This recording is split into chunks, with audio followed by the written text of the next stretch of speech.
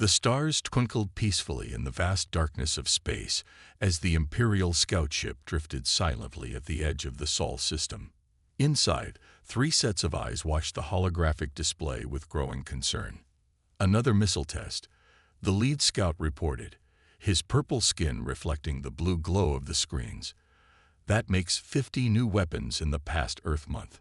The humans were advancing faster than any species the Empire had ever encountered. Their primitive radio signals had first caught the Empire's attention barely 2 centuries ago. Now they were splitting atoms, reaching for their moon, and building weapons that made even the battle-hardened scouts nervous.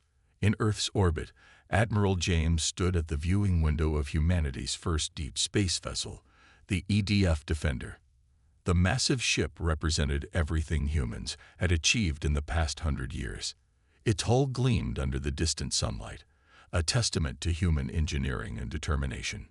"Status report," James called out, his weathered face reflecting both pride and concern. The bridge crew worked efficiently at their stations, monitoring the ship's systems during its first deep space trial. "All systems normal, Admiral," replied Lieutenant Wilson from her console. "The new fusion drive is performing better than expected." What they didn't know was that every test, every launch, and every transmission was being carefully recorded by Imperial observers. The Empire had ruled the galaxy for 10,000 years by following one simple rule: crush potential threats before they could become actual threats. Deep within the Imperial Palace on the capital world of Prime, the High Council gathered for an emergency session. The chamber's ancient walls had witnessed countless decisions that shaped galactic history, but today's meeting felt different. "The humans must be contained," declared High Counselor Reed, his voice echoing through the vast chamber. "Their technological growth is unprecedented. They went from horse-drawn carriages to spaceflight in less than 200 years. The council members murmured among themselves, their elegant robes rustling as they shifted uncomfortably in their seats. Humans were an anomaly in their carefully ordered galaxy. Most species took thousands of years to reach space, developing slowly under the Empire's watchful eyes. "There's more," announced Military Advisor Blake, stepping forward with a holographic display. "They evolved on what our scientists classify as a death world. High gravity, extreme temperature variations, deadly predators, and constant warfare. Their bodies can survive conditions that would kill most species in our empire." The images showed humans running long distances, surviving in deserts, thriving in frozen wastelands, and recovering from injuries that would be fatal to most galactic citizens. The council watched in stunned silence. Back on Earth, in the underground complex of the Global Defense Initiative, Director Thomas reviewed the latest deep space sensor data. Strange energy signatures had been detected at the edge of the solar system, but most of his colleagues dismissed them as natural phenomena. "Run the analysis again," he ordered, his gut telling him something wasn't right. 20 years in military intelligence had taught him to trust his instincts. "Sir," a young analyst called out, "we're detecting what appears to be artificial signals hidden in the background radiation. They're very sophisticated, but they're there." Thomas walked to the massive screen showing Earth's solar system. Humanity had come so far, but he knew they were like children taking their first steps into a very large, very old forest. And sometimes, in old forests, there were predators watching the newcomers. "Increase our deep space surveillance," he ordered, "and speed up the production of the new defense platforms. Something tells me we're going to need them." Little did Thomas know, his caution was well-founded. The Empire had already made its decision. In the following days, ships larger than cities would begin moving through Imperial space, gathering for what they believed would be a simple display of force against a primitive world. They were about to learn that primitive didn't mean what they thought it meant, and humanity, born on a world that tried to kill them every day, had never backed down from a fight. The warning signs were there. The storm was coming, and neither humanity nor the Empire would ever be the same again. The day the Empire officially arrived on Earth began like any other.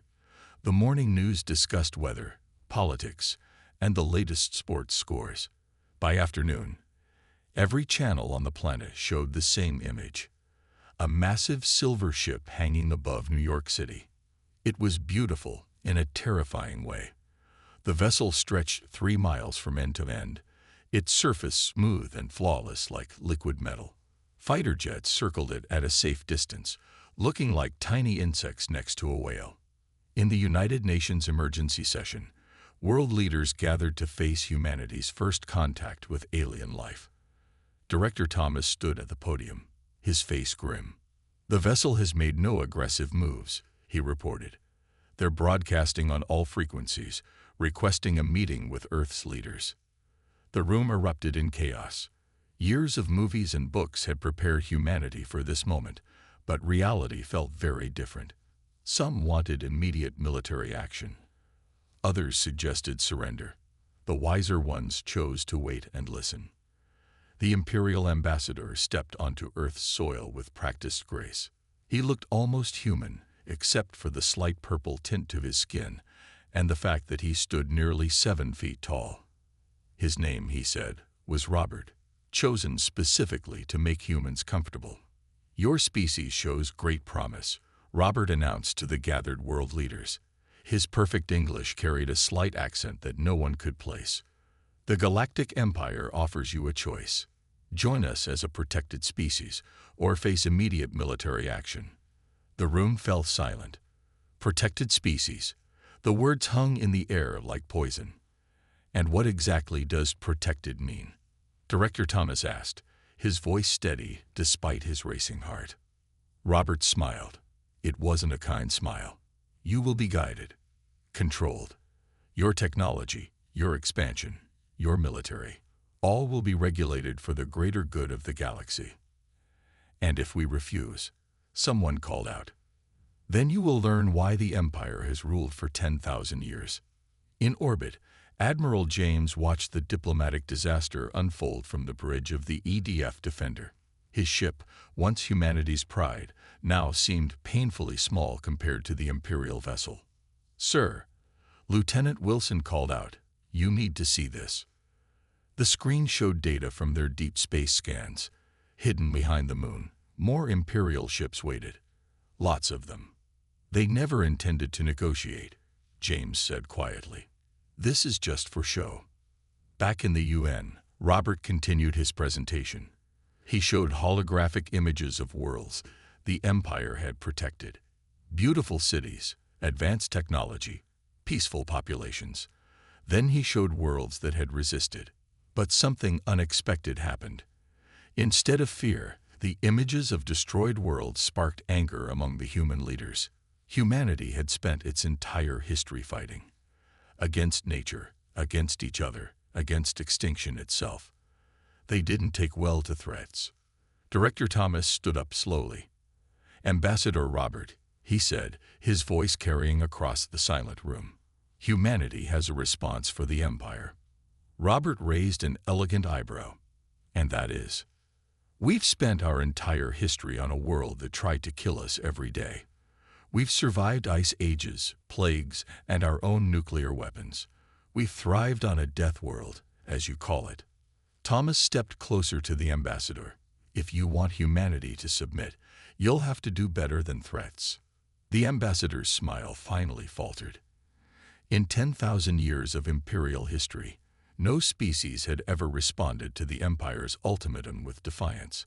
They didn't understand that humans had been preparing for this moment their entire history, through every war movie, every science fiction story, every tale of resistance against overwhelming odds. As Robert returned to his ship, emergency protocols activated worldwide. Military bases went on high alert. Hidden weapon platforms powered up.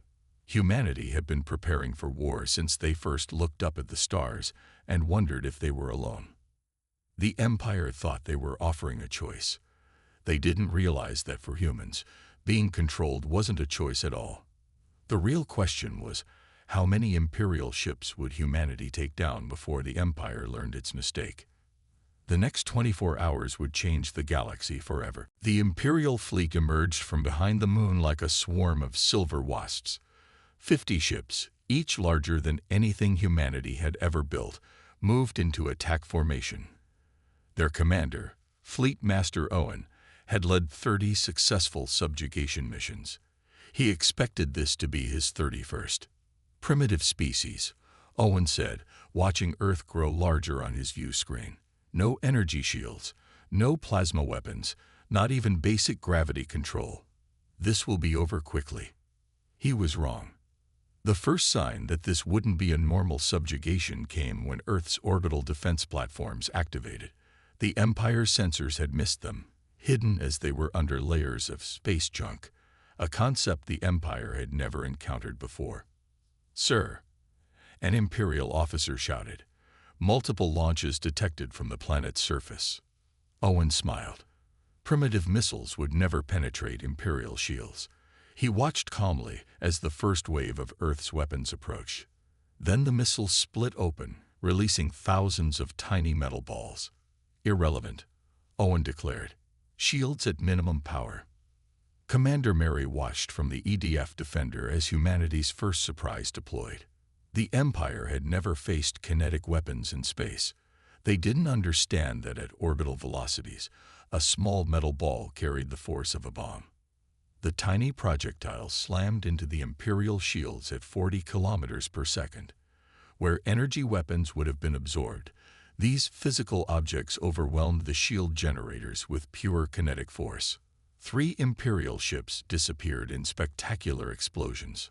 First blood to humanity, Mary transmitted to all Earth forces. "Deploy Phase 2. Owen's calm disappeared as damage reports flooded in. "Impossible," he shouted. "They're savages. They don't even have proper weapons." More missiles launched from Earth. The Imperial fleet's energy weapons vaporized many, but they couldn't stop them all. And each destroyed missile meant more shrapnel, more projectiles, more chaos. "Launch fighters," Owen ordered. "Show them real warfare." Imperial fighters streamed from the larger ships, their energy weapons blazing. They were beautiful machines, capable of maneuvers that would kill any living pilot. That's when humanity revealed their second surprise.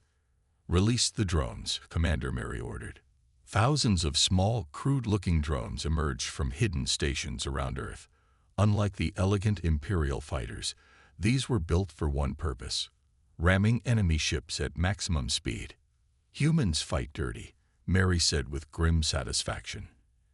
"And we're damn good at it." The Imperial fighters, programmed for elegant space combat, didn't know how to handle enemies that simply charged straight at them, ignoring all damage until impact.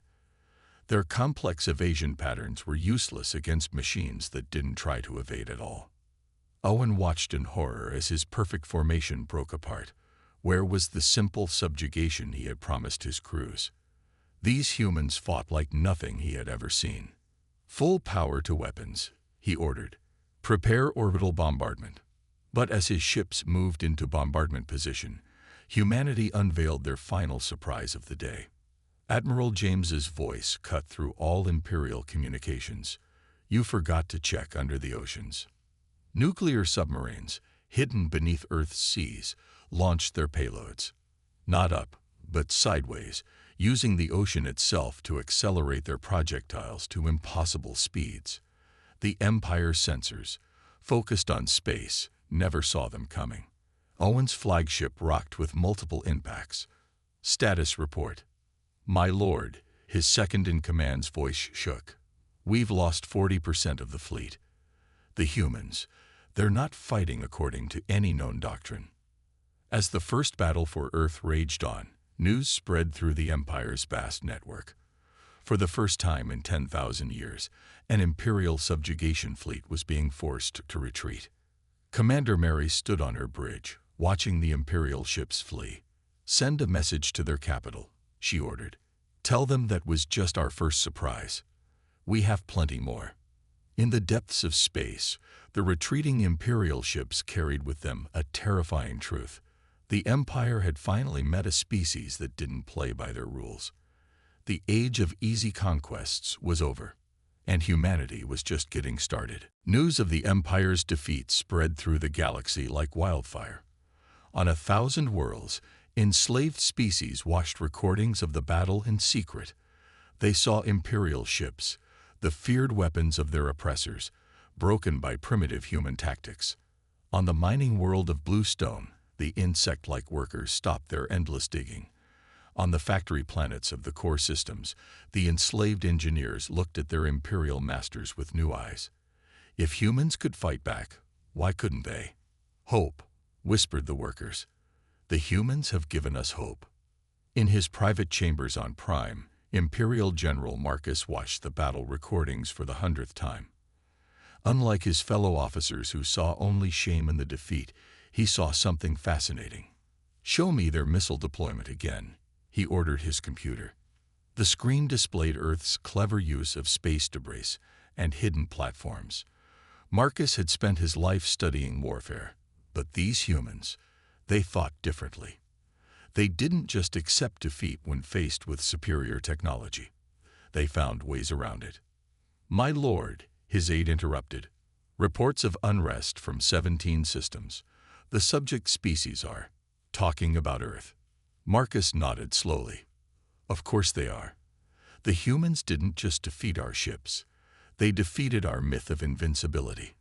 On Earth, Admiral James led a meeting of the newly formed Human Defense Council. Holographic displays showed the positions of Imperial forces retreating from every corner of the solar system. "They'll be back," James said. "But next time, we'll be ready." Commander Mary stepped forward. "We've received messages from within the Empire. Other species want to help us fight. They've been secretly collecting information about Imperial installations for centuries." Director Thomas smiled. In 1 week, humanity had gained 1,000 allies. The Empire's own slaves would become their greatest weakness. "Begin Operation Ghost," Thomas ordered. "It's time to show the Empire why you should never corner a species that invented guerrilla warfare." Across Imperial space, mysterious attacks began. Supply ships vanished. Communication centers went dark. Imperial officers found their private codes leaked to resistance fighters. And everywhere, humans taught their new allies the art of asymmetric warfare. On the desert world of Red Sands, Imperial troops searched for rebels who seemed to vanish into the dunes. They didn't know that human advisors had taught the natives how to build underground bunkers, just like the tunnels of human wars long past. In the asteroid belts of the Outer Rim, Imperial patrol ships chased phantom readings and false signals, while rebel ships slipped past using tricks learned from Earth's submarine warfare. Back on Prime, the Imperial Council faced an unprecedented crisis. Their perfect order was crumbling. General Marcus stood before them, his expression grave. "The humans aren't just fighting us," he reported. "They're teaching others how to fight us. Every species we've suppressed for millennia is learning Earth's tactics." "Impossible," shouted a counselor. "They're primitives. Savages." Marcus shook his head. "No, they're survivors. Their whole history is a story of overcoming superior forces. And now they're sharing that history with everyone we've ever oppressed." In Earth orbit, the EDF Defender prepared to lead humanity's first offensive mission. Admiral James watched as ships from a dozen alien species joined his fleet. Their technology might have been Imperial, but their tactics would be pure Earth. "Remember," he transmitted to the combined fleet, "we don't need to match their technology. We just need to be more creative, more determined, and more willing to try the unexpected." The alien crews, many fighting for freedom for the first time, understood perfectly. Humans had shown them that the Empire's greatest weakness was its own arrogance. As the fleet prepared to jump, James received one last message from Earth. Director Thomas had sent a quote from human history. "We shall fight on the seas and oceans. We shall never surrender." The revolution had begun, and humanity was teaching the galaxy how to fight back. The captured Imperial destroyer floated in Earth's orbit, its once pristine hull now bearing the scars of battle. Inside, human engineers worked alongside alien technicians, their different hands working together to uncover the Empire's secrets. "Look at this," said lead engineer Paul, holding up what appeared to be a simple power coupling. "They built everything to last forever, but never considered they might need to adapt it." That was the key difference. Imperial technology was perfect, but rigid. Human technology was rough, but flexible. And now, they were combining both. In a hidden laboratory beneath the Pacific Ocean, Director Thomas watched the test of humanity's first hybrid weapon. They had taken an Imperial energy cannon and modified it with human ingenuity. "Standard Imperial shield at full power," announced the test controller. "Fire when ready." The hybrid weapon powered up with a deep hum. Instead of firing a pure energy beam like Imperial weapons, it created a tunnel of focused magnetic fields that carried a payload of accelerated metal particles. Imperial shields, designed to stop energy or physical objects, couldn't handle both at once. The test shield shattered instantly. "Send the data to all our allies," Thomas ordered. The Empire's greatest defense just became useless. On the rebel world of Greenhaven, Imperial General Marcus walked through the wreckage of his defeated force. His troops had followed standard Imperial doctrine perfectly. That's why they had lost. He found what he was looking for in the rebel command center: screens showing Earth's old military history. The rebels had studied everything from ancient Roman tactics to modern guerrilla warfare. They had learned that victory didn't always go to the strongest army, but to the one that adapted fastest. Marcus made his decision. He opened a secure channel to Earth. "This is General Marcus of the Imperial Fleet," he transmitted. "I want to discuss terms and share what I know about Imperial battle plans." Admiral James stood on the bridge of the upgraded EDF Defender, now twice as powerful with its hybrid human-Imperial technology. On his view screen, ships from 30 different species gathered for the largest rebel fleet ever assembled. "The Empire took our allies' worlds through fear," James addressed the fleet. "We'll take them back through hope." The fleet carried weapons that had never existed before. Imperial gravity drives modified to create crushing zones of heavy gravity, human nuclear missiles upgraded with Imperial phase technology, and communication systems that combined Imperial quantum networks with human encryption. "They thought giving us their technology would make us fight like them," James said. "Instead, we're teaching the galaxy how to fight like us." On Prime, the Imperial Council received disturbing reports. Their subject species weren't just fighting back, they were innovating. Centuries of suppressed creativity were exploding into new ideas, new weapons, new tactics. "How do we stop this?" demanded the High Counselor. "We can't," replied his military advisor. "The humans didn't just teach them to fight. They taught them to think differently, to question, to improvise." Back on Earth, Commander Mary led a briefing for representatives from 50 alien species. The room was filled with beings of all shapes and sizes, but they all shared the same determined look. "The Empire's weakness is their belief in their own superiority," Mary explained. "They think their way is the only way. That's why they'll lose." She showed them Earth's history of resistance movements, of smaller forces defeating larger ones, of innovation born from desperation. The aliens absorbed everything, adding human cunning to their own unique strengths. "Today," Mary announced, "we begin Operation Wildfire. The Empire thinks they can contain us like all their other subjects. They don't understand that humans don't just fight wars. We change how wars are fought." The revolution was entering its final phase. Humanity had taken the Empire's technology and made it better. They had taken the Empire's subjects and made them allies.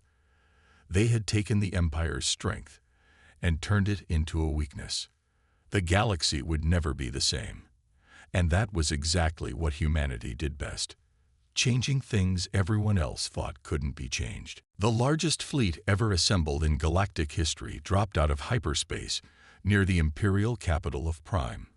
5,000 ships of all shapes and sizes, led by the massive EDF Defender, now covered in battle scars that told stories of a dozen victories. Admiral James stood at his command post, watching the Imperial home fleet scramble to respond. "Send the message," he ordered. On every Imperial channel, in every language of the galaxy, his words echoed. "You tried to make us kneel. Instead, we taught the galaxy to stand." Across Imperial space, carefully planned chaos erupted. On 100 worlds, slave species rose up using tactics learned from Earth's long history of revolution. Imperial commanders found their orders contradicted, their communications jammed with 1,000 different human methods of electronic warfare. The Empire had spent 10,000 years building perfect order. Humanity had spent its entire history learning how to create perfect chaos. On Prime, General Marcus watched from his hidden base as the Imperial defense grid failed. His defection months ago had given the rebels everything they needed: access codes, patrol routes, shield frequencies. But more importantly, it had shown other Imperial officers that even their own people were questioning the old ways. "The rebel fleet has breached the outer defenses," his aide reported. "The human tactics, they're unlike anything in Imperial records." Marcus nodded. The human fleet didn't move in the perfect formations the Empire had used for millennia. They flowed like water, adapted like living things, changed tactics mid-battle. Watching them fight was like watching evolution in action. Commander Mary led the first wave of hybrid warships toward Prime's orbital defenses. Her ships looked like twisted combinations of Imperial and human technology, because that's exactly what they were. "Launch the disruptors," she ordered. Thousands of small devices, based on old human chaff launchers, but upgraded with Imperial tech, filled space around them. Imperial targeting systems, designed to be perfect and precise, couldn't handle the chaos of scattered signals and false readings. They built their empire on order, Mary transmitted to her fleet. "We'll tear it down with chaos." In the Imperial Palace, the High Council watched in horror as their defenses crumbled. Everything they had built, all their careful plans and perfect systems, were being undone by humans and their primitive allies. "How?" demanded the High Counselor. "How can they be our superior technology?" The answer came from his own general staff. "Because they never believed in superior technology. They believed in superior thinking." Admiral James led the final push toward Prime's surface. The EDF Defender, now more powerful than any Imperial ship, cut through the remaining defenses like they were paper. Behind him, ships from 100 rebellious worlds followed, each using tactics they had learned from humanity's long history of fighting against the odds. The Empire taught the galaxy that strength comes from order. James transmitted to all ships. "We taught them that true strength comes from adaptation, from creativity, from the will to fight even when everything seems lost." The Imperial Palace's shields, once thought impenetrable, fell to weapons that shouldn't have existed. Human ingenuity combined with Imperial technology in ways the Empire had never imagined possible. As the combined fleet landed on Prime's surface, the Empire faced something they had never experienced in 10,000 years: defeat. Their perfect order had been broken by a species they had dismissed as primitive. Director Thomas, watching from Earth, sent one final message to all Allied forces. "The Empire wanted to teach us our place in the galaxy.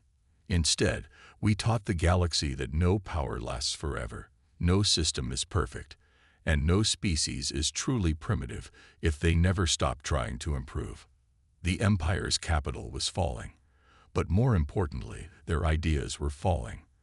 Their belief in their own superiority, their rigid adherence to tradition, their dismissal of lesser species, all of it crumbled in the face of human determination and adaptability. The galaxy was about to change forever, and humanity would lead the way. The Imperial Palace's Great Hall, which had seen 10,000 years of Imperial rule, now hosted something entirely new: a gathering of equals. Representatives from every species in the galaxy, including the former Imperial elite, sat together in a circle. No thrones, no raised platforms, no symbols of dominance. Admiral James stood before them, his uniform still showing scorch marks from the final battle. "The Empire built this hall to show their power over others," he said. "We'll use it to show how power can be shared." In orbit above Prime, Commander Mary oversaw the transformation of the Imperial fleet.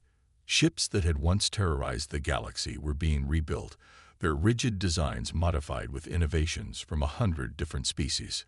Like everything else, she told her mixed crew of humans and aliens, "These ships will be stronger because they combine the best of everyone's ideas." The Empire had sought perfection through uniformity. The new galaxy would find strength through diversity. Director Thomas walked through the Imperial archives with General Marcus, now a key ally in building the new order. The vast library contained records of every species the Empire had conquered, except now those records were being rewritten. For 10,000 years, Marcus said, these archives taught that some species were meant to rule and others to serve. Now they'll teach something different. Thomas nodded, looking at the new entry being written about humanity. It read, "Never assume technological advancement equals superiority. Never believe that any species is truly primitive. And above all, never start a war with humans. They'll not only fight back, they'll teach everyone else how to fight back too." On Earth, celebrations filled every city. But in the underground command center, the Human Defense Council met to face their greatest challenge yet, helping build a galaxy that wouldn't repeat the Empire's mistakes. "We didn't fight this war to become the new Empire," James announced to the Council. "We fought it so no one would ever be an empire again." The screens around them showed the changes already spreading through the galaxy. Former slave species building their own governments, Imperial technology being freely shared and improved, and 100 worlds learning to stand on their own. In the shipyards orbiting Prime, the first vessels of the new Galactic Defense Fleet took shape. Unlike the identical Imperial ships, each of these was unique, combining technologies and designs from multiple species. Some had human-style kinetic weapons alongside Imperial energy beams. Others used alien organic technology with human tactical systems. The Empire would hate this, an alien engineer said to his human colleague. "Nothing matches, nothing's perfect." "That's exactly why it works," the human replied. "Perfect things can't adapt. And adapting is what life does best." The former High Counselor, now just one voice among many in the new Galactic Council, watched as humans taught their former masters something the Empire had forgotten millennia ago: how to change, how to improve, how to admit mistakes, and learn from them. "We thought we were teaching the galaxy order," he told Director Thomas. "You taught us that true order comes from accepting chaos, not fighting it." 1 year after the Empire's fall, Admiral James stood on the observation deck of the EDF Defender, watching ships from 100 worlds moving peacefully through space. Each vessel was different, each crew mixed, each journey guided by shared knowledge rather than Imperial commands. "Send the final update to the Galactic Records," he ordered. The new entry read, "The Empire ruled through fear for 10,000 years. They fell in 1 year to a species they considered primitive, not because humans were stronger, but because they showed the galaxy a better way. They proved that true civilization isn't about forcing others to be like you. It's about learning from each other's differences." And add one final warning, his alien communications officer asked with a smile. James nodded. The last line appeared on screens throughout the galaxy. "Never start a war with humans. They won't just defeat you. They'll change everything you thought you knew about warfare, about technology, about society itself. And by the time they're done, you might actually thank them for it." The galaxy had learned its lesson, and the future looked brighter for it.